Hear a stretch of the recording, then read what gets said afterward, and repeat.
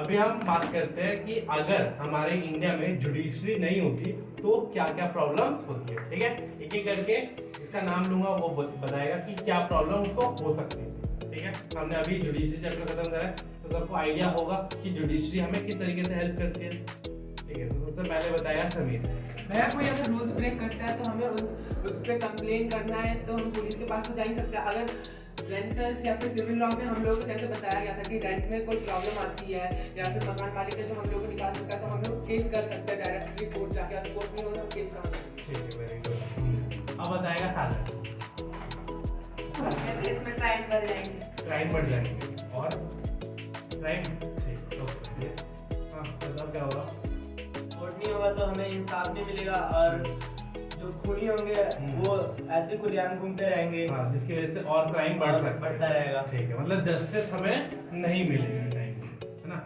हाँ, तो मतलब प्रियंका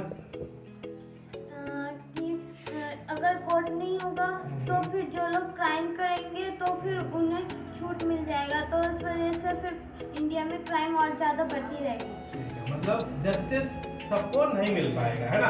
कि अगर जो मर्डर करेगा, ठीक है, अगर उसको पनिशमेंट ना मिले तो क्या होगा कि उसे और ज्यादा क्या मिलेगी और उसको छूट मिल जाएगी ताकि वो और क्राइम कर सकते और मर्डर कर सकते, है ना। या जो चोरी करेगा उसको डर ही नहीं होगा, है ना, तो वो और कर सकता है। ठीक है, रिद्धि बताओ।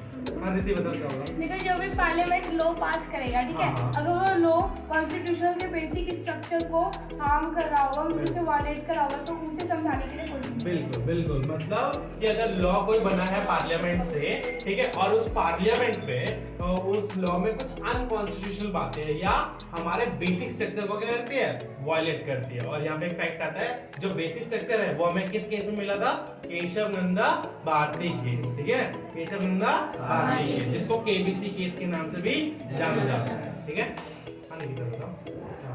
कोई भी अगर फंडामेंटल राइट को वायलेट करेगा तो अगर और कोर्ट नहीं होगा तो मुझे बात करेगा। अच्छा, ठीक है, मतलब कि हमारे जो फंडामेंटल राइट्स है उसकी गारंटी कौन देता है, हमें सुप्रीम कोर्ट देता है। ठीक है, जैसे मैंने बहुत सारे रूल्स बना दिए ट्यूशन में, बट अगर मैं ही नहीं होऊंगा उन रूल्स को फॉलो करवाने के लिए तो क्या वो रूल्स की गारंटी रहेगी? नहीं। तो हमारे कॉन्स्टिट्यूशन में भी ऐसे बहुत सारे रूल्स लिखे हुए हैं जिनको हम क्या बोलते हैं, फंडामेंटल राइट्स बोलते हैं। तो उन फंडामेंटल राइट्स की गारंटी कौन प्रोवाइड करता है हमें? Supreme court of India.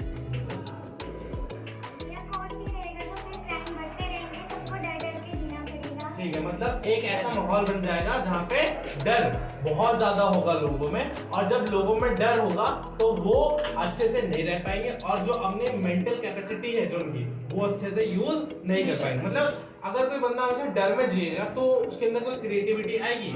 कोई आर्टिस्ट, सिंगर, डांसर ये सब बनेगा? नहीं बनेगा, है ना। शिल्पी बताओ क्या होगा। भैया प्रॉब्लम के सॉल्यूशन जो कोर्ट देता है हमें वो नहीं मिल पाएगा।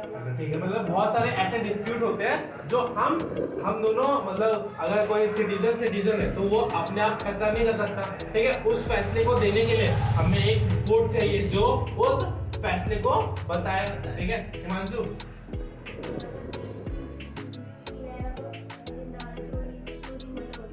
ठीक है, मतलब क्रिमिनल जो केसेस हैं वो क्या होते रहेंगे, बढ़ते रहेंगे। क्या हो जाएंगे? बढ़ते जाएंगे। ठीक है, क्योंकि कोई पनिशमेंट ही नहीं मिलेगी। ठीक है, समझ में आ गया। तो जुडिशरी क्या प्ले करती है, एक बहुत इंपॉर्टेंट रोल प्ले करती है हमारे इंडिया में। समझ में आ गया।